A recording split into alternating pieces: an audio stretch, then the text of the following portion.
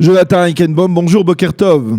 Bonjour, Boker Tov. Merci d'être avec nous ce matin sur Studio Kalita. Nous vous avons sollicité parce que, s'est tenu il y a 2 jours à Tel Aviv la convention annuelle sur le climat en Israël.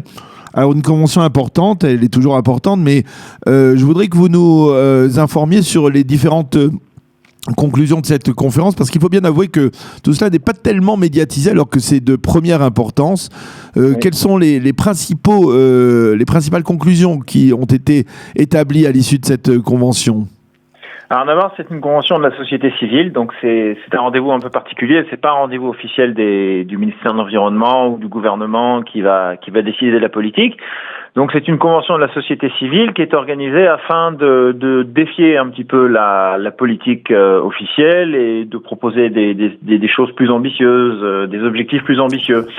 C'est la 4e, donc ça a commencé il y a 4 ans. Après la conférence internationale sur le climat, n'est-ce pas ? Voilà, alors il y a la conférence internationale sur le climat qui est une conférence officielle, qui est organisée par l'ONU, donc sous l'égide de l'ONU, qui en est déjà à sa 25e. Donc il y avait la conférence de Paris très célèbre, qui avait eu lieu quelques semaines après les terribles attentats, et qui était très très importante parce que tous les États à ce moment-là s'étaient engagés à baisser les émissions de gaz à effet de serre qui causent le réchauffement climatique que nous subissons. Et donc des politiques avaient été envisagées, mais bon, elles sont très mineures, elles sont pas assez courageuses. C'est très difficile de bouger là-dessus parce que bien sûr, il y a plein d'intérêts qui sont en place. Les solutions, elles existent, ça c'est clair, et la communauté scientifique est unanime à ce sujet. C'est-à-dire aujourd'hui, et j'en parlais hier avec le professeur Pinchas Alper de l'université de Tel Aviv, qui est le chercheur dominant dans ce sujet en Israël et qui travaille sur la question depuis plus de 30 ans, la communauté scientifique est unanime sur le fait que l'activité humaine change le climat, aussi bizarre que ça puisse sembler. Et donc notre objectif par rapport à ça, c'est la communauté, on va dire des ONG, de créer une convention qui vienne et qui parle de ça sous un aspect un petit peu plus ambitieux que le font les politiques officielles qui sont influencées par des tas d'intérêts. Et on a commencé, alors juste pour dire qu'on a commencé il y a 3-4 ans, on était donc 200-300 personnes. Oui. L'année dernière, on était 500 et on avait fixé comme objectif cette année de doubler. On a plus que triplé, ça veut dire il y avait plus de 1500 personnes, c'était diffusé également via Internet. Et il y a eu un battage médiatique pas ultra important, mais quand même assez conséquent avant, particulièrement. Et cette année, c'était aussi en présence du président de l'État, Reuven Rivlin, puisque il y a un prix qui a été donné, le prix Nechama Rivlin, au nom de sa femme, qui était très engagée sur ces questions de protection de la nature et de l'environnement. Alors justement, je lisais, et dites-moi si je me trompe, que l'une des enquêtes qui ont été réalisées autour de ce qui se passe du réchauffement climatique dans notre région, c'est-à-dire au Moyen-Orient, avait établi que cette région se réchauffait 2 fois plus rapidement que la moyenne mondiale. Est-ce que c'est vrai ? Comment expliquer si c'est vrai ? Et comment expliquer ce phénomène ? Alors effectivement, le réchauffement, d'abord le réchauffement est dû à un phénomène qui est global. C'est-à-dire, c'est pas important si on émet les gaz à effet de serre ici en Amazonie. En fin de compte, le monde est absolument par rapport à ça. Par contre, ce qui se passe, c'est que l'essentiel de cette chaleur, de ce surplus de chaleur, va dans la mer et il accélère le cycle hydrologique. C'est-à-dire que les masses de chaleur et les masses d'eau qui sortent de la mer sont plus importantes et tout s'accélère, ce qui fait qu'on a un climat plus extrême, avec plus d'événements climatiques extrêmes. Une des conséquences, c'est que dans notre région, il y a, qui est une région à la limite du désert, il y a une baisse de masse d'air sec du fait de ces mouvements de masse d'air qui sont des mouvements globaux. Et donc, le réchauffement ici a lieu beaucoup plus vite. Parce que le climat est bouleversé par ces masses d'air qui arrivent et qui se concentrent justement sur notre région. Alors que d'autres régions, elles vont être relativement épargnées. Et au lieu d'avoir un réchauffement comme nous, après je vais vous donner des chiffres. C'est ça, voilà, donnez-nous des chiffres. Alors, au niveau global, le réchauffement depuis 1850, c'est à peu près 1 degré, donc au niveau total. Au niveau du Moyen-Orient et d'Israël, on parle d'un réchauffement de 2 degrés. Mais alors, attention, les modèles depuis les années 80 avaient prédit qu'à partir des années 90, 2000, on aurait une accélération du réchauffement, puisque les gaz à effet de serre s'accumulent et qu'il y a aussi toutes sortes de rétroactions positives qui s'accumulent, c'est-à-dire des phénomènes qui s'accélèrent. Et ça s'est passé plus tôt. Les services météorologiques israéliens ont établi qu'à partir de 1988 à peu près, 1985-1990, il y a une accélération du réchauffement. Alors qu'est-ce que ça veut dire une accélération du réchauffement ? Jusqu'à 1980-90, on parle d'un réchauffement de 0,2 degrés par décade en Israël, donc par 10 ans.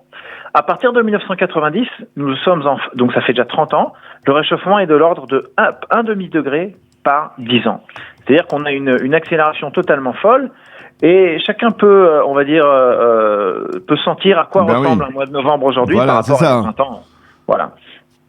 Donc, cette fois-ci. Parfois, je veux juste vous dire que parfois les sensations qu'on a personnellement sont un peu trompeuses parce qu'on est une personne qui vit dans un endroit bien précis, mais au fur et à mesure des années, on voit quand même qu'il y a un vrai changement et ça on peut le ressentir.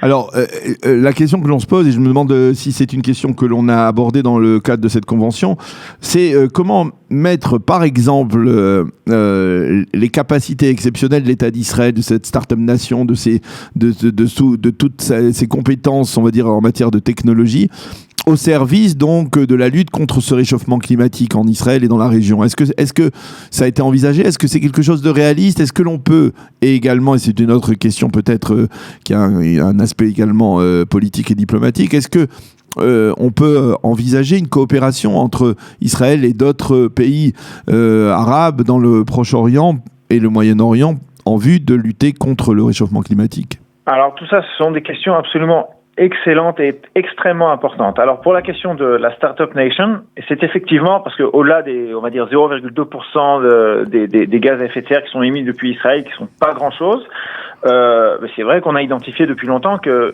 Israël peut apporter une part à la solution qui est beaucoup plus importante que ce qu'elle contribue au problème, on va dire relativement, à condition de s'y mettre et pas à condition de rester sur le côté. Or, de ce côté, je dois vous dire que pour l'heure, la conclusion, on va dire entre-temps, est décevante, puisque Israël était numéro 1 dans le classement du Clean Tech en 2014, et on a été rétrogradé en 4 ans à la place numéro 6. Uh-huh. C'est-à-dire qu'il y a... Voilà, un essoufflement. C'est-à-dire que ce qu'on constate, il y a différents modèles de développement de clean tech. Alors en Israël, on est au top au niveau de on va dire de l'innovation, du génie inventif, des idées qui sont de partout. Par contre, au niveau du cadre qui va soutenir ces idées, que ce soit au niveau de l'État ou que ce soit au niveau de la communauté financière, alors là, on n'y est pas du tout. Comparé à un pays comme le Danemark, par exemple, qui a relativement moins d'idées, mais qui sait créer, qui sait soutenir ces idées. Alors à ce moment-là, au total, ils arrivent plus loin, parce que justement, ils ont ce système qui soutient. Nous, en Israël, on l'a créé pour le cyber. C'est un exemple parfait d'une réussite phénoménale dans ce domaine-là. Les enjeux sont clairs. Ils ont été clairement identifiés dans les plus hautes sphères de l'État. Dans les plus hautes sphères de l'État, il n'y a pas le même sentiment d'urgence par rapport à la question climatique. Et j'ajouterais aussi que au moment où il fallait s'y mettre très sérieusement sur le climat, c'est-à-dire il y a à peu près 10 ans, on a trouvé des énormes réserves de gaz qui sont sur les bras. Et en gros, voilà. Donc en fait, on regarde un petit peu par là et un petit peu par là. Ce qui pose un véritable problème parce qu'il faut s'engager très fortement dans la lutte contre le réchauffement climatique. Et c'est contradictoire, par exemple, les découvertes de gisements de gaz avec le développement de la lutte contre le réchauffement ? Oui, alors absolument, en fin de compte. Au départ, alors par-ci et par-là, on peut utiliser le gaz comme énergie de transition.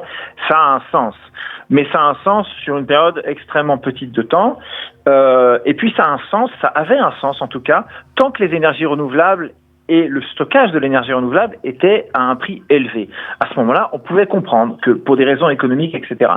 Or, aujourd'hui, on est dans une situation où si vous voulez mettre en place une centrale pour produire de l'électricité, ça coûte moins cher de mettre en place une centrale solaire avec stockage qu'une centrale à gaz.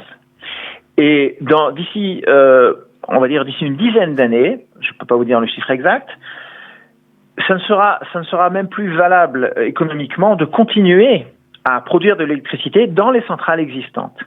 Donc aujourd'hui, le gaz est très embêtant. Alors bien sûr, c'est le cas en Israël. Il y a des pays qui ne sont pas encore là parce qu'ils ont moins de soleil et que à ce moment-là, ça se joue différemment.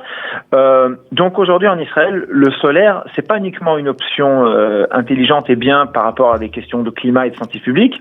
C'est également la bonne chose à faire, même sur un point strictement économique. Simplement, le solaire, ça demande de l'espace. Et donc, à ce moment-là, ça veut dire qu'il faut faire ça intelligemment.